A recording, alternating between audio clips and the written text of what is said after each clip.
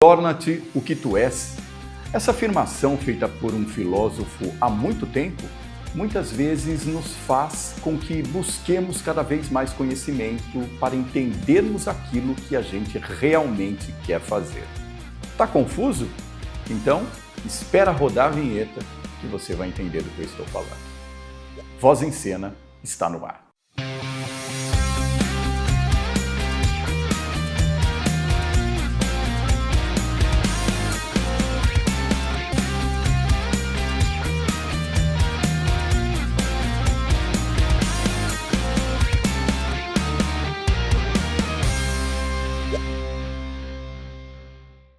Olá, pessoa! Mais uma vez, seja bem-vindo ao programa Voz em Cena. Você sabe que aqui nós trazemos pessoas de diversos segmentos para falar sobre os assuntos que estão mais quentes na sociedade. E é claro que o autoconhecimento também faz parte deste rol. É por isso que eu digo que aqui é o espaço para você expor o seu produto e as suas ideias, porque aqui nós falamos com pessoas relevantes para pessoas interessantes. E hoje o assunto é com Cláudia Matos, que vem aqui para falar sobre constelação familiar. Antes de mais nada, Cláudia, obrigado pela sua presença. Olá, Carlos, obrigada pela oportunidade da gente estar aqui conversando a respeito de constelação familiar, de trazer essa ferramenta de autoconhecimento que as pessoas ainda pouco conhecem. Ela não é tão nova assim, já tem uma certa caminhada, mas é agora que está se popularizando, então vai ser um prazer esse nosso bate-papo. E a gente falando em popularização, a gente já pensa direto em rede social. Cláudia, constelação familiar é uma religião? É uma filosofia? O que é? Não é religião, não é filosofia. É uma ferramenta terapêutica.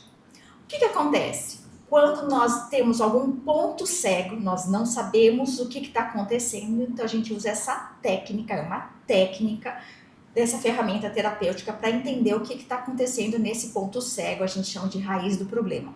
Então, não é uma filosofia, não é espiritualidade, não é uma religião.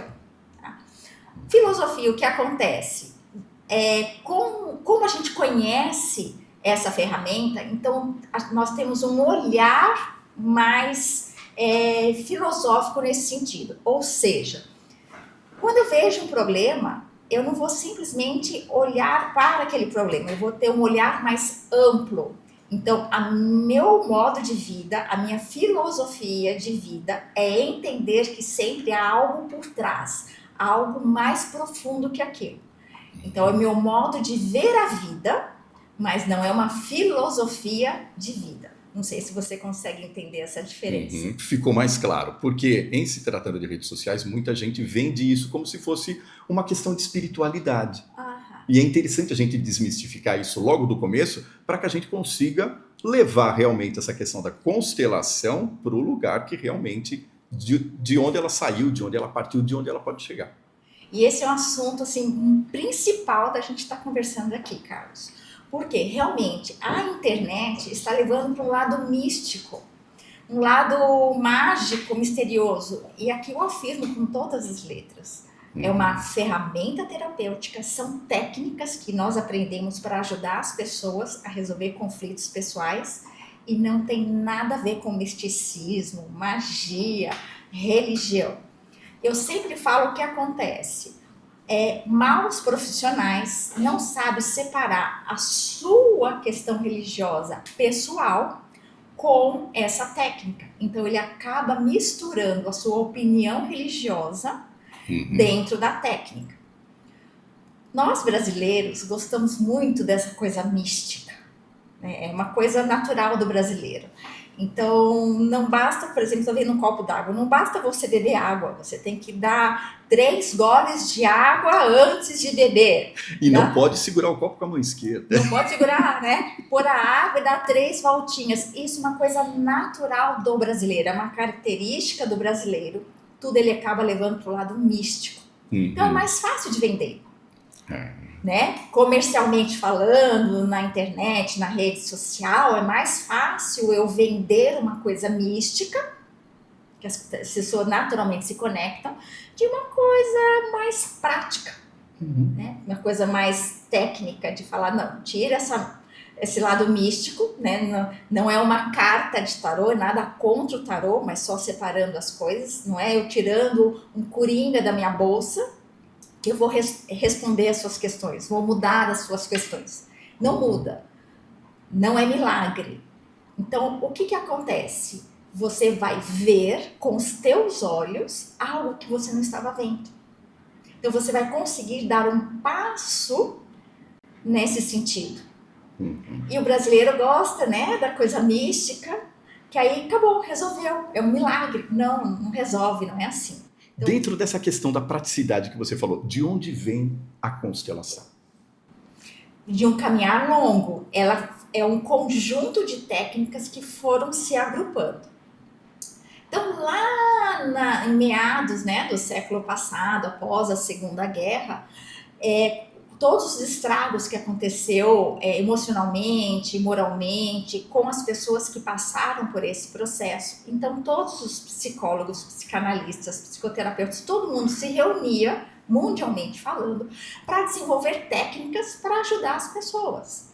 Então, foi aí que surgiu a hipnose, PNL, a Gestalt terapia, entre outras, né?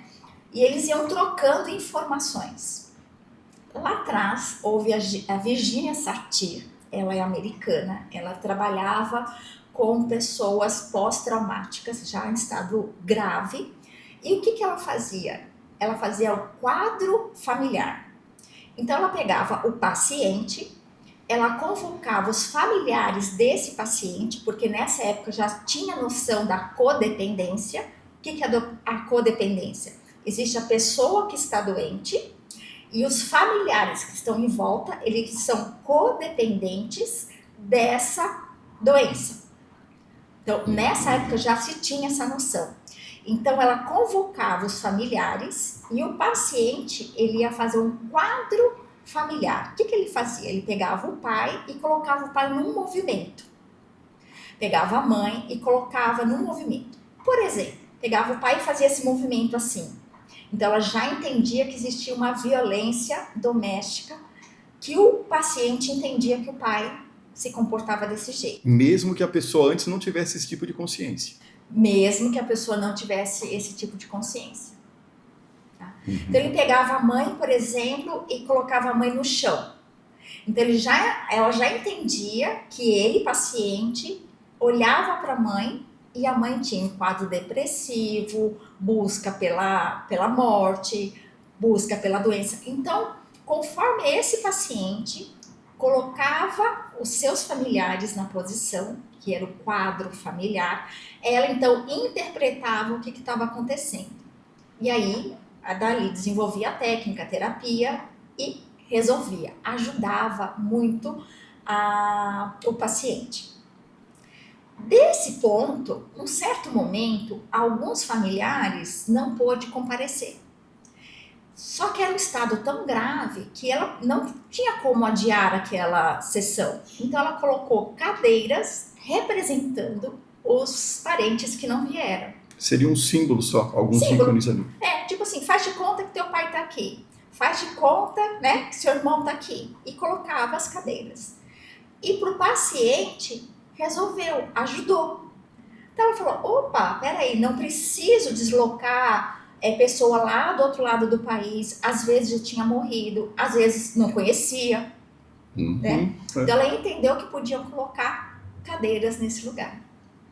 E a partir daí ela conseguia fazer as relações e tratar alguns problemas específicos que ela tinha. Isso. Ela conseguia entender o que estava na cabeça do paciente pelo quadro que ele montava.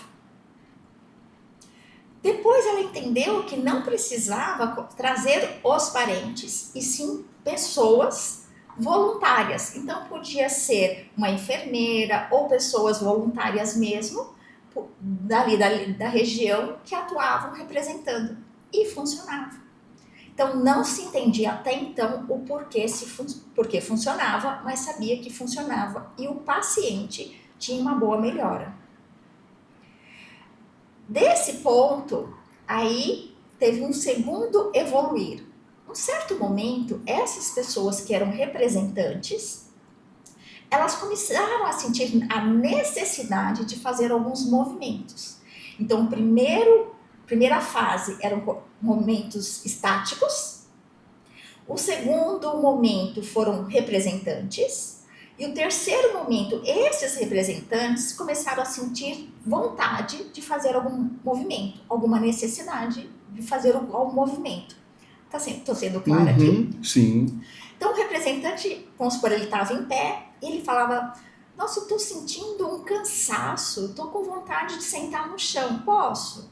Pode, senta no chão. E aí foi sendo incluído movimentos dos representantes. Então, já não era mais estático e já havia algum movimento. Nesse movimento, então, o profissional entendia o que estava dentro da cabeça da pessoa sendo constelada, do paciente. Esse papo está bastante interessante, mas nós temos um intervalo para que você reflita também e entenda melhor o que nós vamos tratar aqui sobre a constelação no próximo bloco com a Cláudia Matos. Espera aí.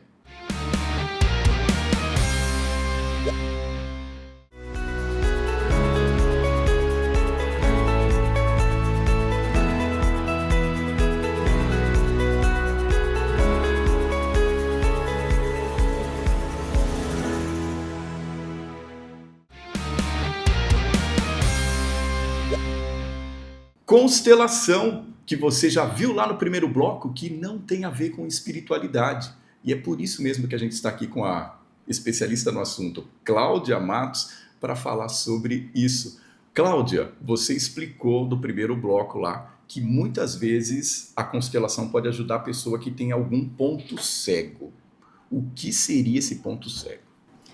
Uau, esse ponto é a chave que vai mudar toda a história das pessoas. O que acontece?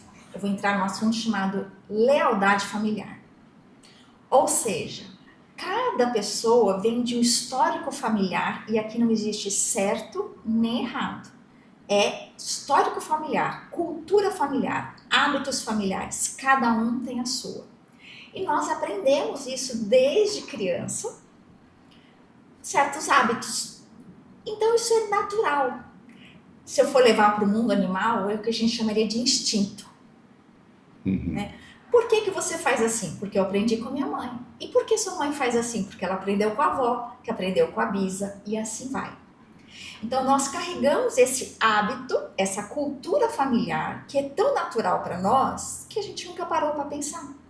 Então fazemos alguns hábitos, falamos algumas coisas, escolhemos outras coisas, de um modo inconsciente. Na verdade, não foi a gente que escolheu, já foi escolhido e a gente simplesmente dá um Ctrl+C, Ctrl+V, é isso? Exatamente, pré-programado. Então nós chamamos isso de ponto cego. Porque eu não parei para olhar, eu simplesmente fiz.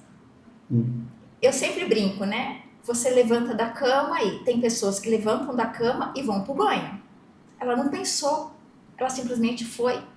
Outras pessoas levantam e precisam arrumar a cama. Ela não pensou, ela simplesmente fez. Por que ela fez? Porque ela está pré-programada a fazer isso. Ela foi conduzida a fazer isso. Ela vai lembrar da mãe. Menina, arruma a cama. Menino, vai tomar banho para acordar. Entendeu? Então, é a pré-programada. Como ele já faz sempre natural, ele não percebe. Por que eu faço isso? Por que eu falo aquilo? Um pouco antes a gente estava falando de palavras ofensivas. Por que certas palavras é ofensiva para você e para mim é natural? E para o outro também? Porque é coisas que a gente aprendeu dentro de casa. Isso é o ponto cego. Então, quando nós vamos entrar no movimento de olhar esse ponto cego, e ele é tão cego realmente que você não sabe, quando você começa a trazer aquilo que está dentro da sua cabeça para a sua visão, você fala, nossa, mas é isso? Aí você vê aquele ponto cego. A partir dali, você consegue mudar aquilo que você quer mudar. E muitas vezes esse ponto cego, Cláudia, pode ser algo bastante que está trazendo negatividade para a pessoa, alguma falta de progresso, alguma coisa nesse sentido? Sempre. Sempre. Tem coisas boas, Mas normalmente tem coisas ruins. Ou que não Geralmente são é boas. mais coisa boa ou mais coisa ruim? Olha, mais coisas ruins. Porque já vendo nós, seres humanos, desde a pré-história, é melhor você aprender que guardar na sua memória que esta fruta, se você comer, morre, do que todo este pomar comer à vontade. Então, o que é mais fácil você guardar na sua memória? Coisa negativa. Esse não pode. Esse animal é feroz. Isso é perigoso. Então, para nossa sobrevivência, nós temos que guardar alguma coisa. É mais fácil guardar o perigoso do que o bom. Então, por isso que a gente sempre traz no nosso ponto cego a parte ruim. Uhum. Em tudo, em tudo. Doença. A gente chama de autossabotagem. Questões no trabalho, que daqui a pouco a gente vai entrar mais específico na área de trabalho. Então, relacionamento. Uhum. Por que você escolheu certos tipos de pessoa? Agora tá na moda dizer dedo podre. Por que a pessoa se autodefine como um dedo podre?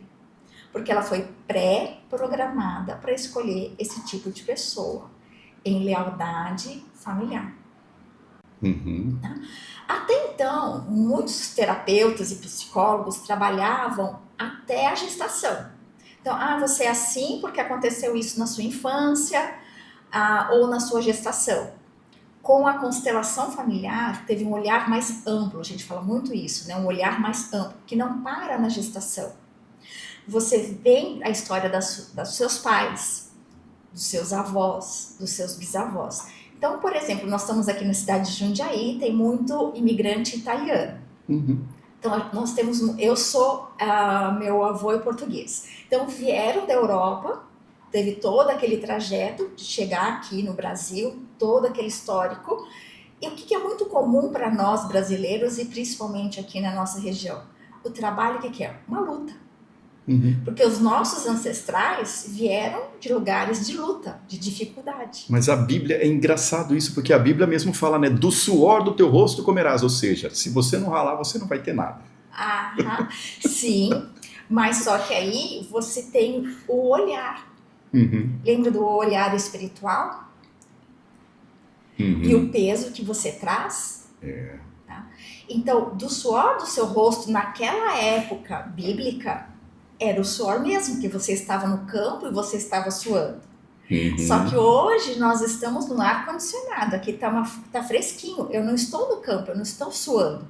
Então, incondicionalmente, você ouviu do seu pai, do seu avô, lá na Bíblia está escrito do suor do seu rosto. Então, uma coisa que poderia ser prazerosa, o que acontece? Eu tenho que achar algo de ruim para trazer um suor. Uhum. Ou seja, cliente que não paga, aparelhos que quebram, sócio que trapaceia. Então eu busco um suor do meu rosto. Então, existem frases na Bíblia que é contexto da época. Uhum. Então, naquela época, eu tinha que realmente ir para o campo suar embaixo do sol. Só que, se você trouxer para o contexto de hoje, não é o suor da dureza, o suor do trabalhar. É a questão de dar uma ressignificância para tudo isso. Uhum. Entender o que é bíblico daquele momento e o que é que eu vou trabalhar hoje. Eu acompanho muito o pastor Cláudio Duarte, e ele tem até um meme antigo que na Bíblia fala que cada um deve carregar a sua cruz. Sim. E ele fala, minha cruz é de isopor com rodinha. Uhum. Entendeu? Então você tem que separar o que é da época e o contexto que a gente vive. E o que isso pode mudar no comportamento do empresário e o que isso pode trazer de benefício também para a empresa, Cláudia? Nossa, perfeito esse assunto, e continuando o que a gente fala. Então, eu sei que eu preciso trabalhar para ter o meu sustento. Só que esse meu trabalhar não precisa ser luta e nem suor. Pode ser prazeroso. Então, com o conhecimento da constelação familiar, você vai encontrar seus pontos cegos e você vai encontrar onde está a sua lealdade familiar. Você consegue ressignificar e aí você consegue trabalhar de uma forma leve. Por exemplo, nós estamos trabalhando agora.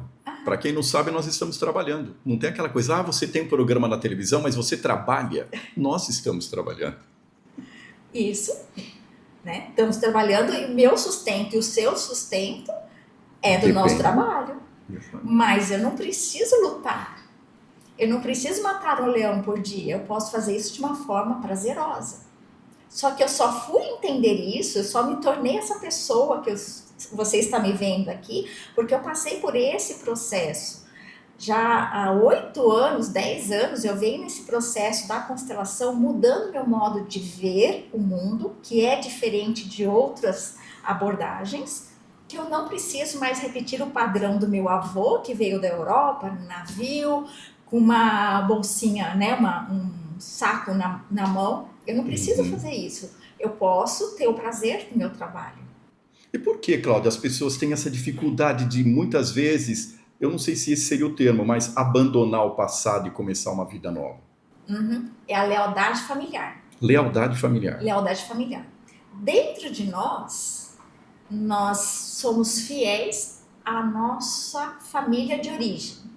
Eu gosto de trazer a palavra clã, tá? Porque quando a gente fala família de origem, a gente lembra pai, mãe e irmãos. O clã, ele é um pouco mais amplo. Então, você traz os tios-avós, os bisavós e os primos de segundo grau. Então, traz um olhar um pouco mais amplo. A gente estava comentando aqui também nos bastidores, são 8 gerações? Hoje já consegue se identificar com teste em laboratório até 8 gerações. Que teste de laboratório foi esse? Pegou um rato e ele tinha um labirinto, que ele ia passar por um labirinto para alcançar o alimento. Quando ele chegava num determinado momento, ele levava um choque. Então foi repetindo esse exercício até quando ele chegava perto daquele momento, ele já entrava em pânico, já entrava em trauma. Pegou esse rato e foi fazer a procriação dele. Então pegou o filho e o neto, colocou nesse mesmo labirinto, mas não existia mais o choque. Quando ele chegava naquele ponto, ele entrava em trauma. Então o filho e o neto nunca recebeu choque e tinha a mesma reação desse primeiro exemplar. Foi fazendo esse teste até 8 gerações, sem nunca ter levado um choque. Quando chegava naquele determinado momento, entrava em trauma. Então aí foi buscar entender o que estava acontecendo. Hoje, a epigenética já faz estudos e consegue identificar pelo DNA que a gente recebe não só os códigos genéticos, as características físicas, as doenças genéticas, mas as emoções e os traumas também são passados pelo DNA. Cláudia, levando em consideração tudo isso que foi falado, as pessoas precisam ainda continuar a sofrer? Não precisa. Só que elas não sabem disso. E por amor e lealdade à história da família, ela continua sofrendo. Vou te dar um exemplo e vou trazer a minha história. A minha bisavó era escrava. Depois veio meu avô, a minha mãe e eu. Eu tinha um restaurante. O que eu fazia com um ponto cego? Eu atendia todos os clientes, todos os colaboradores comiam, eu era a última a comer. Muitas vezes eu comia a sobra. Muitas vezes eu pagava todo mundo e eu não tinha dinheiro para mim. Eu só comia porque eu trabalhava, eu tinha um restaurante. Eu não sabia desse ponto cego e dessa honra. Quando eu fui fazer o mapeamento do meu histórico familiar, eu vi que eu estava em lealdade ao sofrimento da minha bisavó. Porque, em homenagem a ela, eu me colocava na mesma situação sem saber, de uma forma inconsciente. Ou seja, entre aspas, eu comia resto, entre aspas, eu não merecia o dinheiro. Eu só comia o que eu trabalhava. Quando eu fiz todo esse movimento, eu falei, opa, eu não preciso sofrer. Eu posso dizer, querida Pisa, obrigada porque a senhora foi forte e passou por tudo que passou para que hoje eu tivesse um desfrute na vida. Então, hoje, meu trabalho não é sofrimento, não é tortura. Hoje é prazer, em homenagem. Então, a pessoa precisa sofrer? Não, mas ela precisa entender todo esse movimento. Fez sentido para você? Fez sentido. E eu creio que faça sentido para você também que está aí do outro lado, que com certeza acompanha o Voz em Cena, que volta na próxima quinta-feira, às 18 horas, com papos interessantes assim, como eu trouxe aqui com a Cláudia Matos. Cláudia, muito obrigado pela sua presença, muito obrigado por enriquecer cada vez mais o nosso programa. Eu que agradeço pela essa oportunidade de estar servindo a sua família e a família de todos que estão assistindo. Obrigada. É isso.